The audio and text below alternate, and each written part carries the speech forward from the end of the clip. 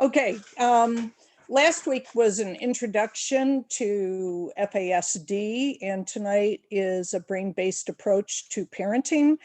I want to say this is a very abbreviated snapshot of the brain-based approach. I have been the training that I have gone to twice is 3 days, 9 to 5, including lunch with like 10 minutes to bring in your bag lunch, and lots of discussion afterwards. So please realize that I'm just highlighting some things tonight, that this is not the be all and end all. Adjusted. So, and if you have questions as we go along, please put them in the chat box, and Gail will let me know if it's relevant to what I'm talking about at the moment. I'll take it. Otherwise, I'll do the questions at the end. And I really hope you have questions, because this may sound easy, but it's not. Okay, now I'm not advancing again.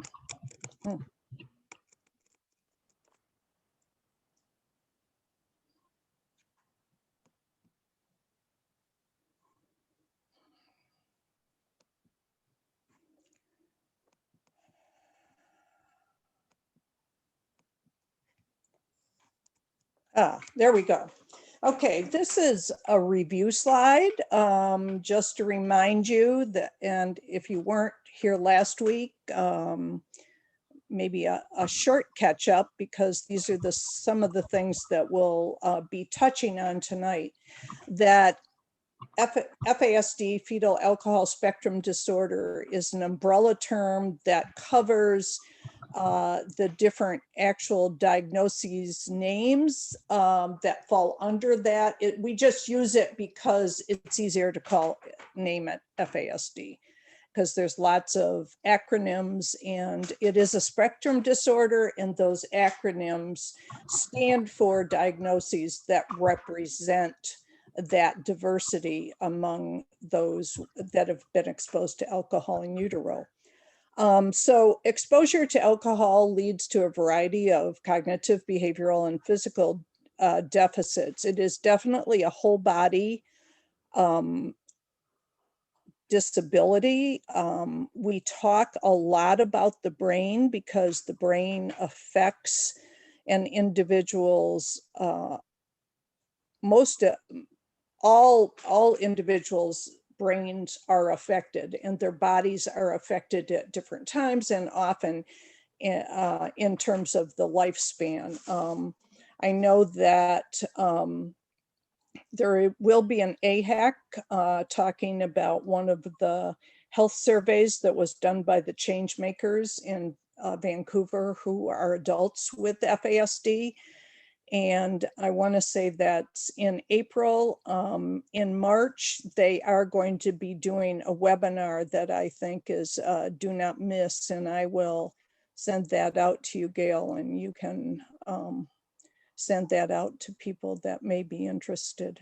They've really done some outstanding work, and I think it's important to note that these are adults with FASD that have carried on these surveys, which are international. So FASD is a brain-based developmental disability that is different than a mental health disability or a mental health diagnosis. I heard some chatter early on about ADHD.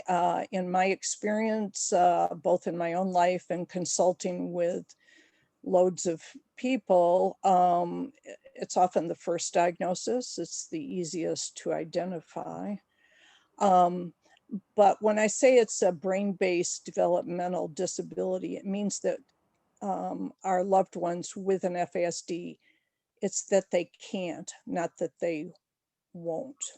And we'll be talking about that in a lot of different ways tonight. So the primary characteristics, some of them I just wanted to highlight here.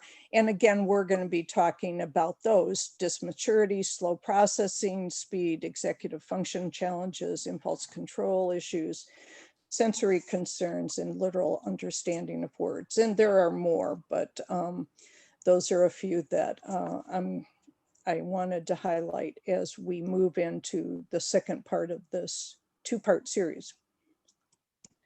So those of you who have a child who is diagnosed with an FASD knows that these red letters are definitely true.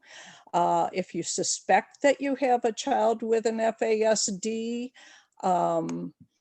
then and you're experiencing challenge after challenge, it's likely that your suspicions are correct.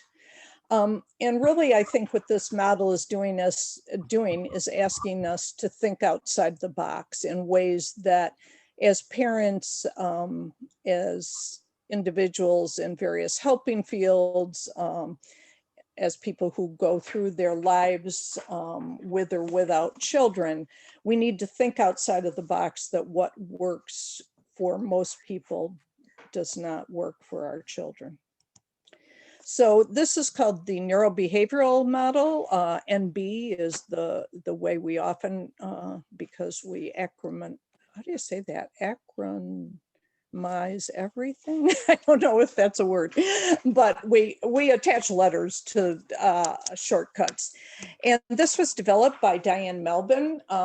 She's a social worker. She is now retired, but she's in Portland, Oregon, and she has worked over decades developing this model and teaching it to parents and professionals and students all over the place. Her organization is facets.org. Now they are doing webinar trainings. I went to Portland. She also was here in Asheville several years ago, and I went again, and those were 3-day intensive workshops. But like I said, they're being done virtually now. It's a best practices approach. I want to say that, people say, well, is this evidence-based? Well, no, because I don't think it can ever be evidence-based. Evidence-based assumes a whole lot more control over our children's lives than when that doesn't allow you to do evidence-based. But I have to say, hands down, starting with my own family and anyone who has been trained in this, think that it's changed their lives. And that certainly was true for us. It is a paradigm shift. It's moving away from how we usually think, and it reduces frustration for everyone involved. And one of the things that is my mantra, and I'm going into my 27th year of being the parent of an adult child now with an FASD, is I just think of how frustrating and maddening it must be for her, because she often knows what she can't do, and it's just frustrating. I mean, we think we're frustrated. I think they're triply frustrated. And I think by using this model, it points to successful strategies at home and school and in life in general. So what do I mean by shifting the paradigm?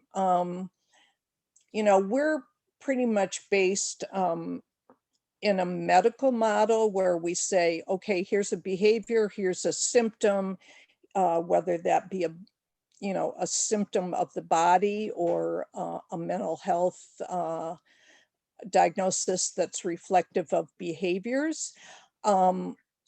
And those are all well and good. And we have a belief that we can cure those, or at least modify them to a certain degree by using certain approaches. But here what we're trying to do is give equal weight to the idea that the brain is the source of the behaviors, but it gives us a different, by understanding that, it gives us a different lens with which to think about the individual's behavior. Seems easy, not. So by use of research on alcohol-exposed brains, we look at the etiology, not just the surface symptoms. Many of us, my daughter was diagnosed when she was 10 and a half. I had been asking for over 10 years, or saying, I think she's been exposed to alcohol, and people, the professionals that she saw either shrugged or said no. I kept saying, I don't think this is just ADHD. I don't think this is just whatever diagnosis she was given. And by the time we got to 10 and a half years of age, she had somewhere around 8 to 10 diagnoses, which just did not seem right to me, or the full picture. I'm a psychologist by training. So this does not look at those surface symptoms. It gives us a different understanding of the individual and her or his behaviors, and it informs interventions. And that, I think, is why it's so powerful. But I think it's important to realize this underlying brain-based model before you can start thinking about interventions. So this exposure to alcohol in utero causes structural and functional problems or differences in the brain, and that leads to an invisible physical disability. And that is really important to keep in mind. This is a physical disability, but 90% of the time, we cannot see it and identify it. And I think often when professionals say, oh no, they don't see the disability, because what they know is fetal alcohol syndrome. They do not know that there is a range of effects that fall under that umbrella of FASD. So they're only looking for the face, and that's true to today. And, you know, my daughter was diagnosed 16 years ago, and it's still true. I mean, I have people that call me and say, no, her physicians say no, she doesn't, etc. So I can't put this in enough different words for you that providing accommodations for invisible physical differences is as appropriate and essential as providing accommodations to those whose physical disabilities we can see. Because we achieve change through accommodations, not through changing the person. We're not going to change their brain damage per se, their brain differences. Some things may be strengthened. We know that certain activities can produce positive changes for one's functioning in the world, but this is not a slap insulin, you know, as an example, on the person, and that resolves their blood sugar problems.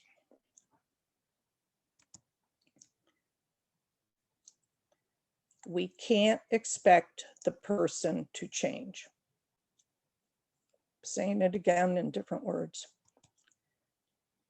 So we have all of these accommodations and more for individuals whose physical disabilities we can see.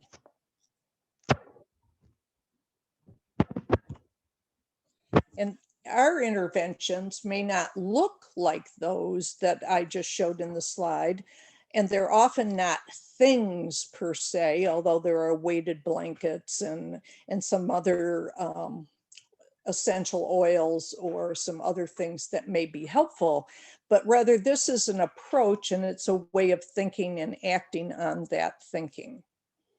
So it's not a thing, as I say it.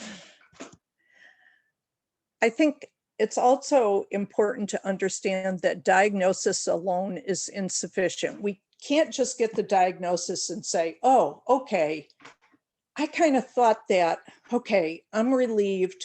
Now I can go on with my life, with my child, etc. It doesn't work that way. We need to do something after we get the diagnosis. And the way we do that is to use this conceptual piece that I'm talking about that leads to making accommodations that are going to make a great difference as they're employed and instituted, initiated by as many people in that person's life as you can get to understand this.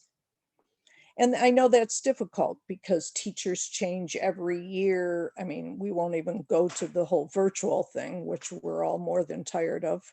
And here we are doing another virtual thing, but you know, teachers change. School, you know, they change schools either because you move or they're going into a different grade or you're redistricted.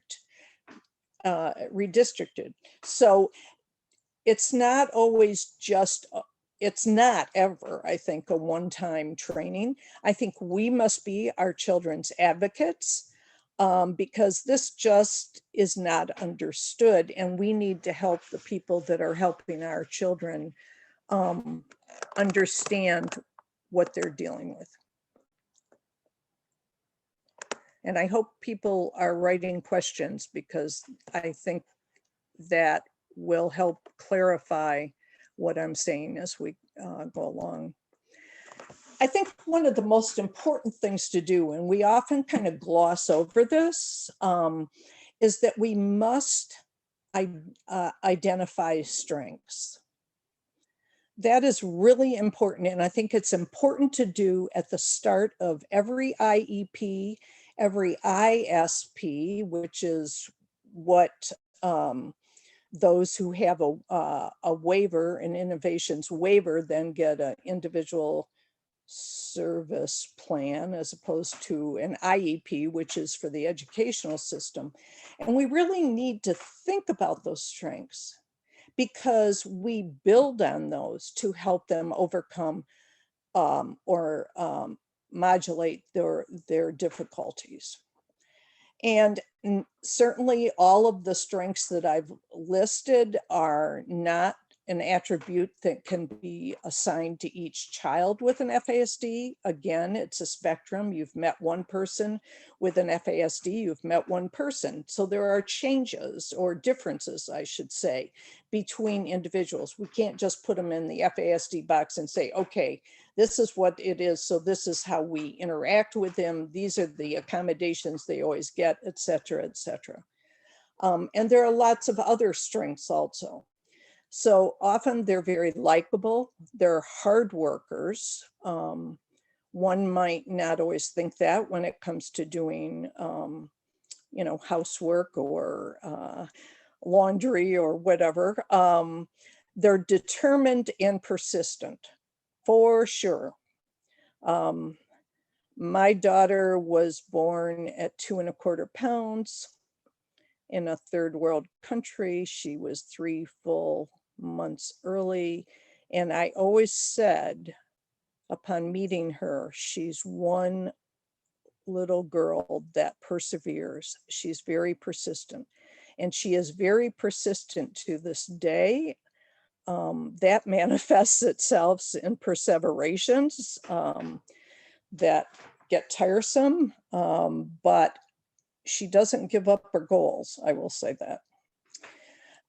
Individuals with FASD have points of insight. The problem is, what do they do with that insight, or can they do something with that insight? And that often has to be taught in a very concrete way if they're at an age of which that insight can be taught and understood to them. They're often very good with the elderly, with other folks that have disabilities, kids, animals, very generous, sometimes to a fault, and not realizing that they're being taken advantage of. And my daughter was just scammed. and she is determined or persistent in thinking that he's not scamming her, or didn't scam her, but he did. Often very creative. That may be artistically, musically, athletically, mechanically, but a creative area of life that can be built upon and utilized in, for example, learning how to read. You know, none of us like to read things that are not of interest to us. But if we can make the reading interesting by choosing something that they really like, or, you know, they like flowers, or they like animals, or, you know, they love to eat oranges. You know, if you can use that in math, you can use it in language skills, you can use that in making sentences, you can use that in reading, you know, books about animals, for example. Oh, and there's that determined and persistent. Yeah, that's because it's been ever present in my last 27 years. I guess that's why I have it in there twice. They don't hold grudges, you know. It's just like, okay, and move on. And I think we would all do well to be able to do that many times. Every day is a new day. I really wish I could do that. I have a hard time forgetting some of the negative things that happened yesterday, so I can be all bubbly and welcoming and loving this morning. I can do it. It takes effort. But often, and it also can be maddening that every day is a new day because they're able to move on, and it's so much harder for us to move on. But in a lot of ways, obviously, that is a real strength. And that can include, well, yesterday I couldn't do this thing, but I'm going to try it again today. And that also connects with the persistence and sense of determination that individuals have. Non-judgmental, you know, I see that time and time again. My daughter doesn't blink when she sees somebody with a physical disability that is visible. She doesn't blink when people dress differently, unless it's really outlandish. She did comment on all the feathers in the hats when we watched Bridgerton. But it wasn't judgmental as much as it was like, wow, that's really different, and I'm glad I don't have to wear one in my hair. Very caring, caring for other people. And I think another strength is that they often learn with their hands, and hands-on learning can be very powerful. So if we think about how much kids have to look at a screen, or the chalkboard in school, or the whiteboard, or look at a book and read it and be expected to understand it. It's difficult if you really learn by doing, with your hands, by having somebody model for you what you need to do. So it's important to me that we all recognize, to all of us, I think, and to our children especially, that we recognize their strengths. Dan Dubowski, who's a social worker that's been in the field for 30 plus years, has a great little video on strengths that I like. So we do this as scaffolding. We build on their strengths to reduce the effects of deficits. And, you know, that also affects one's self-esteem, because if you do something well, you feel good and you think, gee, I could try something again. And you keep stepping up to the plate to do something maybe a little more difficult. And that also reduces the effects of the deficits that one starts with. So again, here are those primary characteristics. And I'm going to talk about those in the context of this model. So dysmaturity. Most with an FASD are half to 2/3 their chronological age. Not necessarily in every part of their life. They may be scattered in terms of what their developmental age is, depending on the situation or with whom they're associating. But in general, they're not going to be their chronological age. So when we moved here, my daughter was 12 and a half. I would say she was about 8.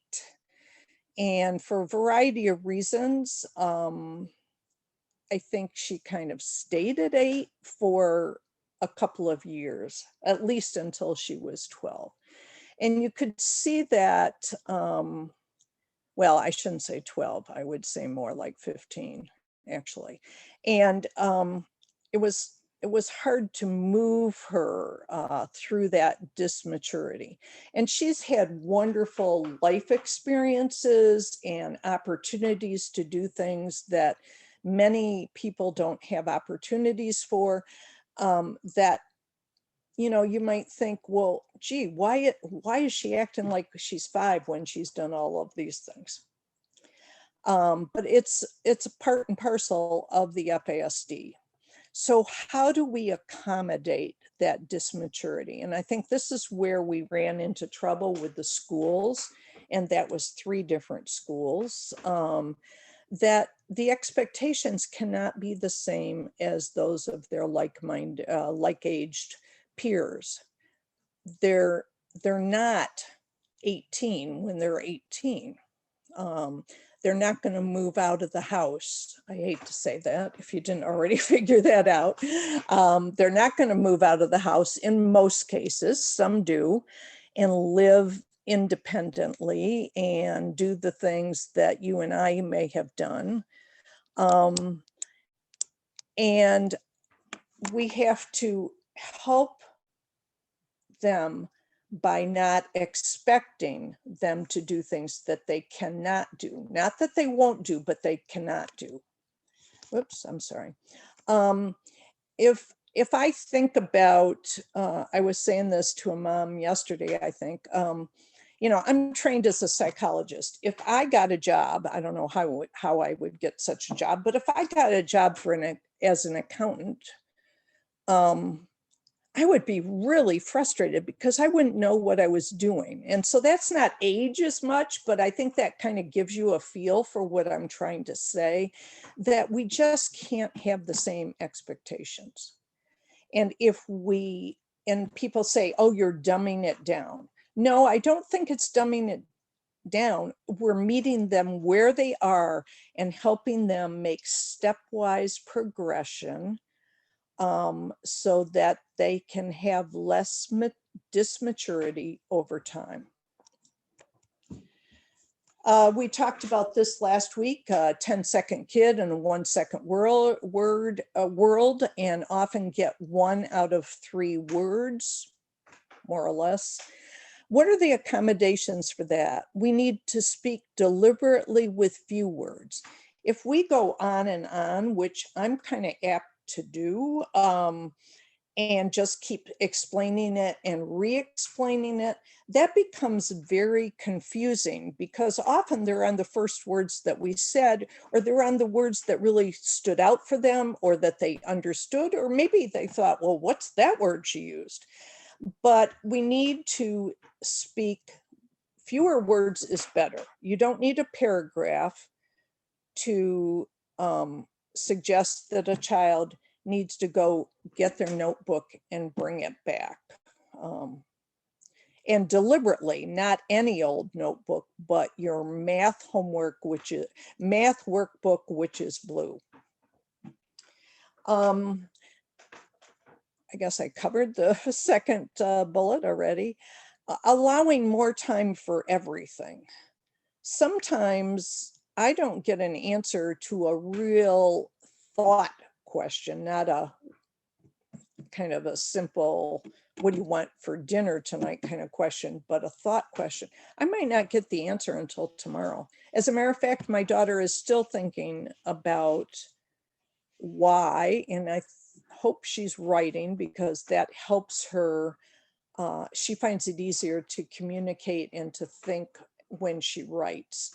Why she's chosen to quit horseback riding, which she's done since she was 10 years old and gets great joy from and goes to Special Olympics, etc. But, you know, in our world, we expect things to happen extremely fast. You know, if no one raises their hand in a classroom, a teacher will say, well, come on, somebody must know the answer to this question. And there's pressure to perform. And even if we don't say those words, there is a feeling that we're supposed to be going fast and we're supposed to be responding quickly. I have seen time and time again that even if you use deliberate and few words, that the last word is the one that to be mostly likely to be remembered. And I may have used this example last week, but a mom saying, stop, stop, walk, don't run. Well, what they were hearing, and part of it was because they were running so fast they were out of earshot at certain times, was they heard run. And when I asked them, what did you hear your mom say? They said run, although she was real clear she was asking them not to run.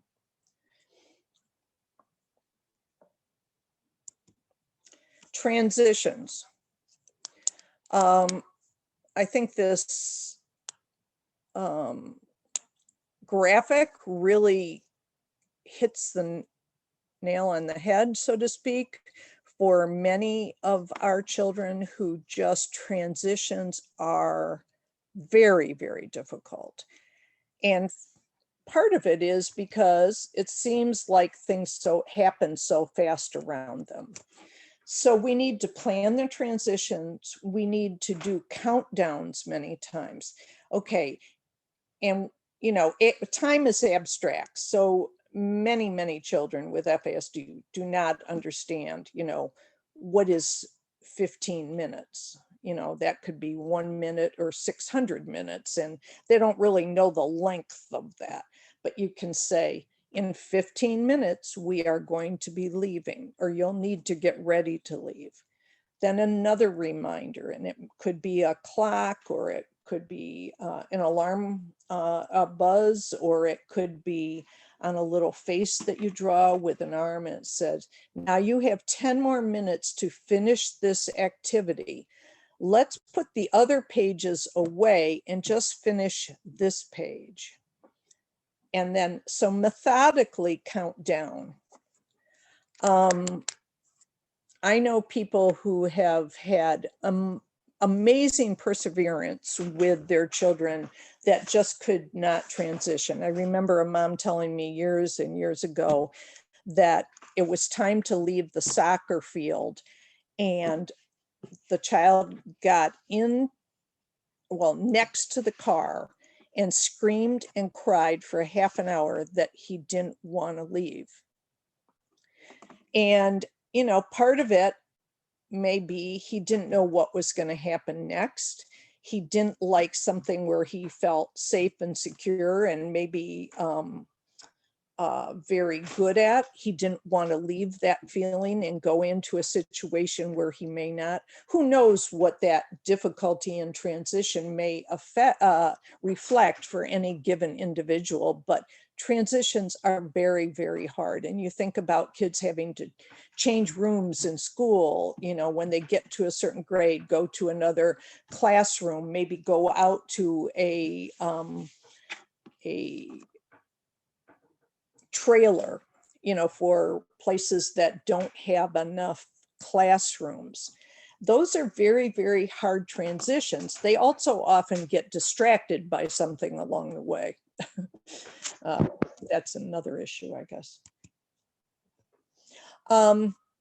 Executive functioning deficits. This is the reason that common behavioral management strategies won't work in general for kids with FASD. They don't have the executive functions that you and I rely on every day to use those strategies that they're taught in an effective way. And that's why typical counseling techniques are not effective. The counseling, parenting, behavioral management in hospitals or wherever it may be is based on executive functioning. And if you have deficits there, then of course you're not going to get it, right?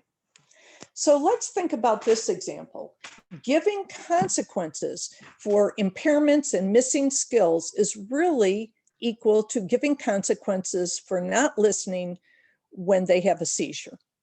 Now, all of us, I dare say, would understand that when someone is having a seizure, they're really not able to listen to what we're saying, that often, embracing them, which is what I always did with my daughter when she had a seizure, was effective. But talking and saying, oh, calm down, you don't need to act like this, you shouldn't be acting like this, that again speaks to the can't, not won't aspect. So if you apply that to our kids and say, no recess today because, you were passing notes in class.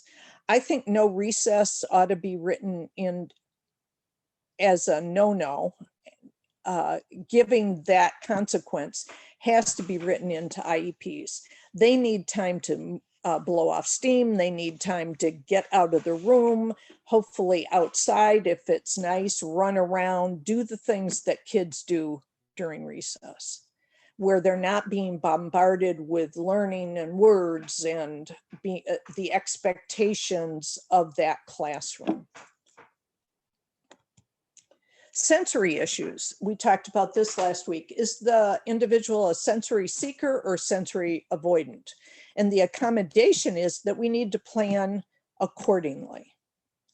What are the noise levels going to be when we go to a certain place?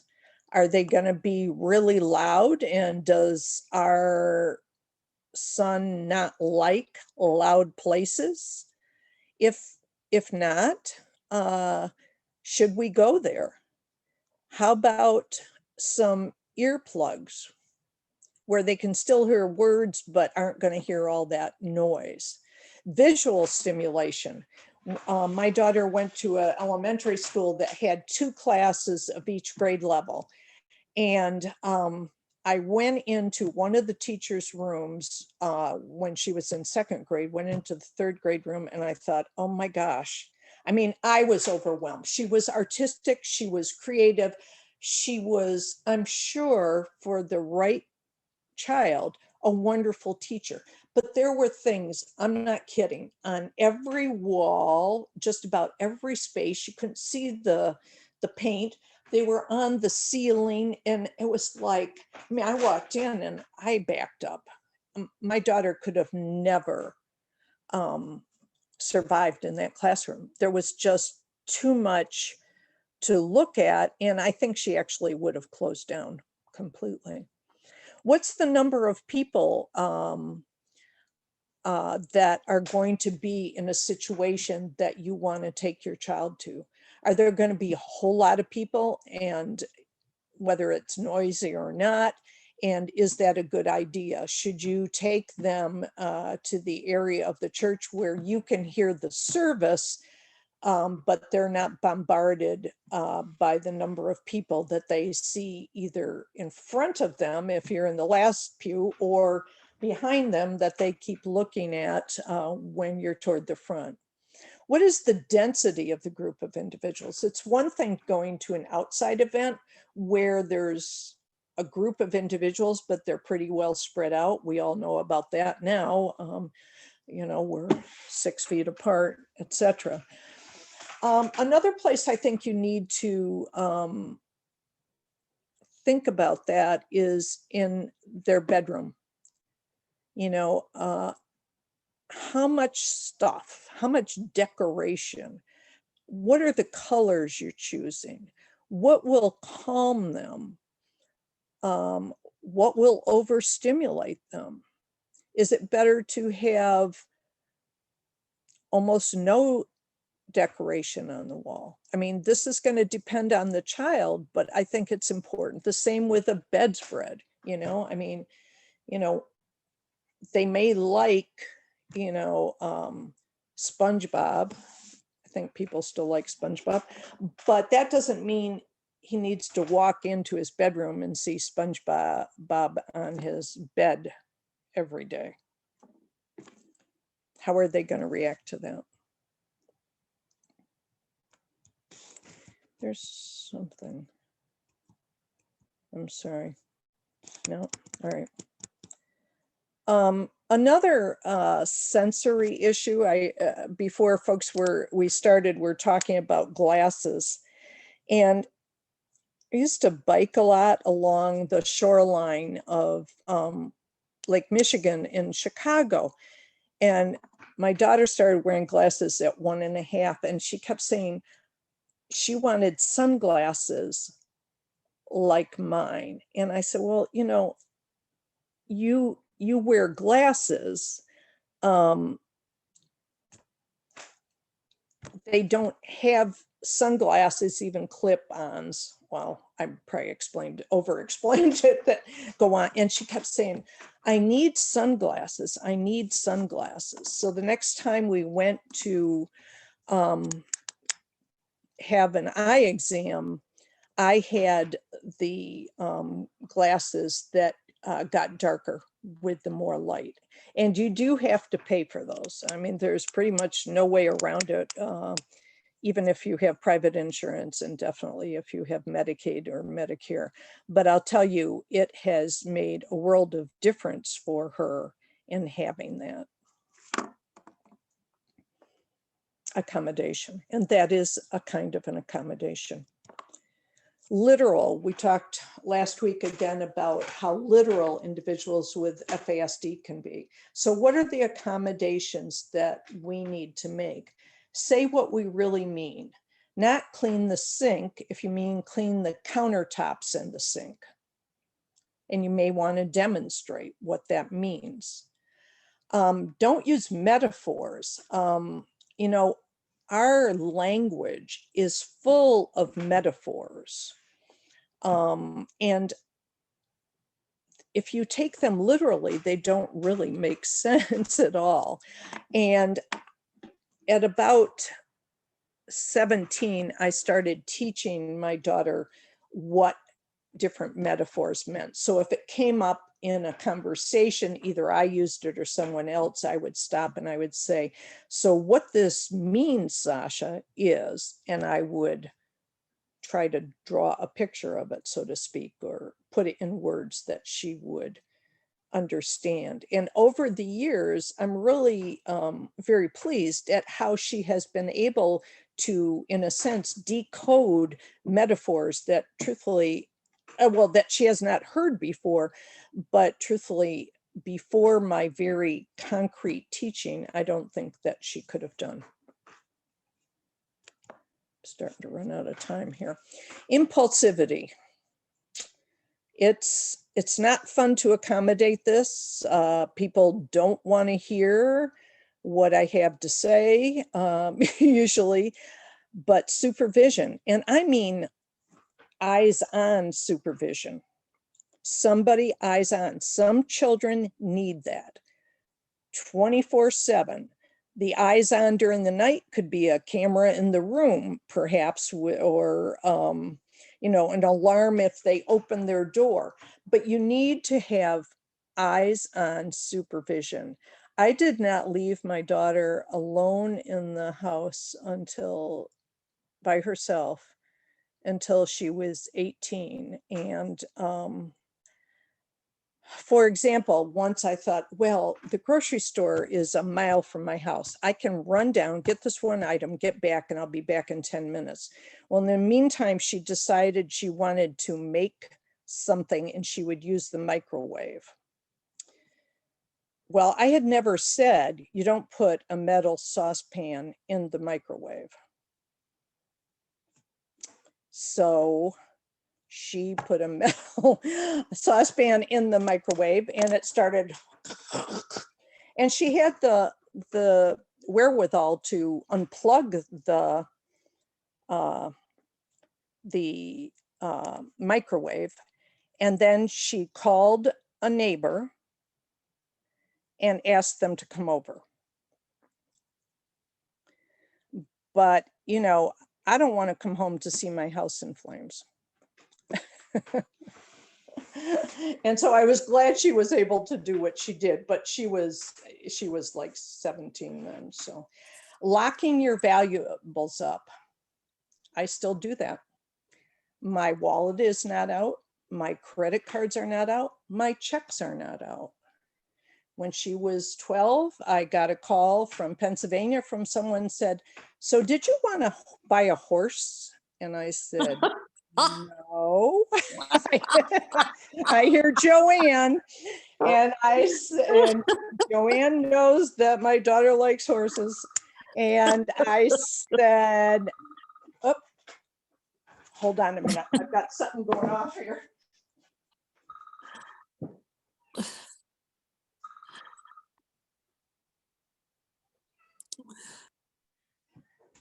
Okay, that was telling me it was 10 of and I needed to start shutting down, but I left my phone plugged in on the other side of the room.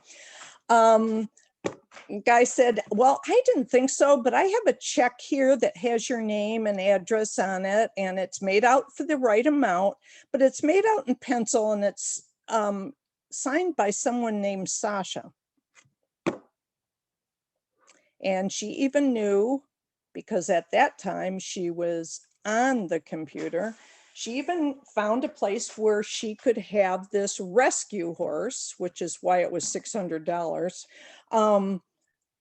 So cheap. She gave them a Hillsborough address, you know, which is 30 miles where they boarded horses. So she found it on the internet and she bought herself a horse. It just never quite arrived though. Door locks, you know, putting door locks on other children's doors is often really, really important, on your own bedroom. Cameras, there's all sorts of technology today that can be used effectively. And I think you need to seriously consider that. Put items that can be used to destroy something out of the reach or locked up. And what I mean by that is nail polish, magic markers, colored pencils, colored pens. Unless they're using them and you're supervising them, they may write all over everything. And, you know, lipstick, you name it. I mean, you just, if you put it up high until they learn that they can climb where it is.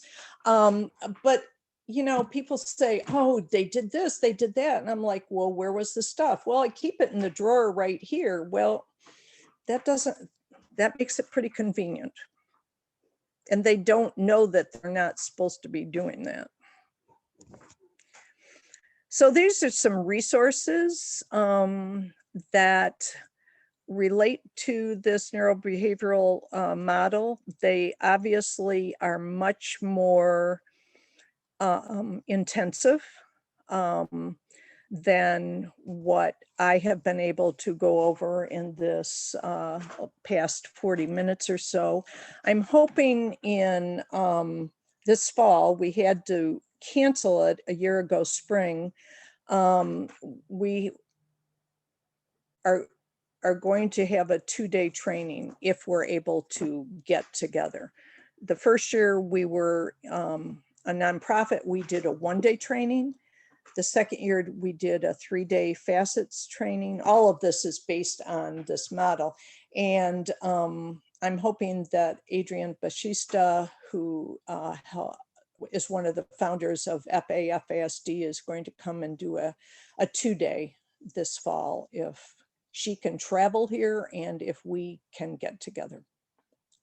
And then we have 2 podcasts. One of them is Adrian talking about the model, and the other one is a mom here in the Triangle talking about accommodations.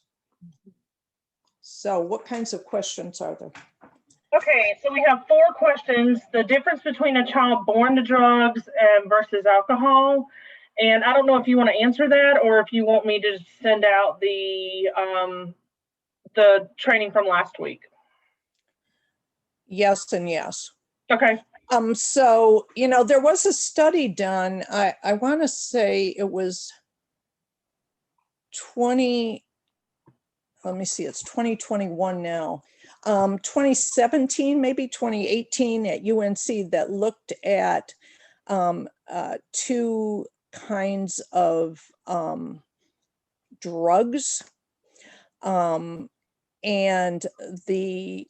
their effect on the fetus, and they were really negligible compared to what Phil May calls the big dog, which is alcohol. Mm-hmm. It can, you know, the use of drugs can cause withdrawal, neonatal withdrawal syndrome. It can cause learning disabilities, but in terms of the overwhelming effect, the teratogen that is by far the most dangerous is alcohol. Okay. The next question is, can children be both seekers and avoiders of sensory input? Yeah, I've had people tell me that their children are.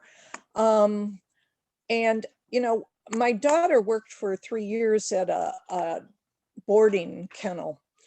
And the first weekend she was there, there were 90 dogs. And I hated calling the place or actually even going to pick her up because there were dogs barking all the time. And it drove me crazy.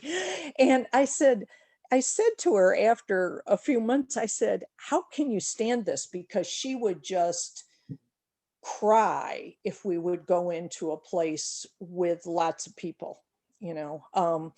And she said, well, Mom, they're dogs, they're not people. And I thought, okay, so for her, where the noise was coming from made a difference. I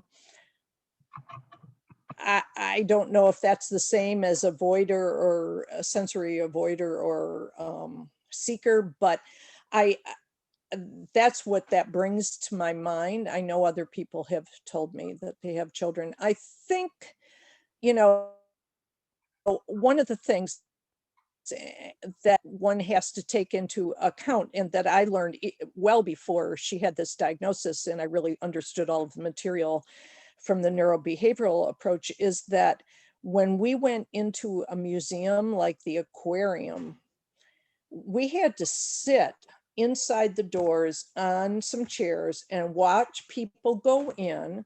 We always went as soon as the doors opened, so she could kind of acclimate to seeing people there.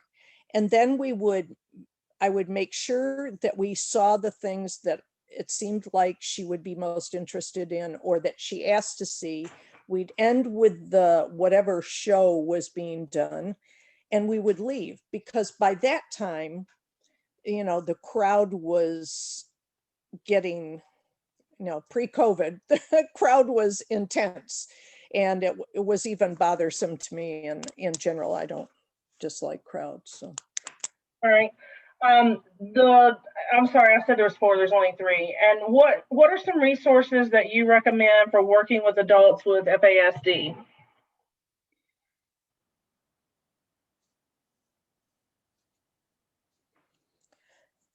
Well, I think certainly this model, and I don't know adults meaning young adults or old adults, but I think this model and taking it into account and the accommodations are very important. I mean, this, you know, FASD does not go away.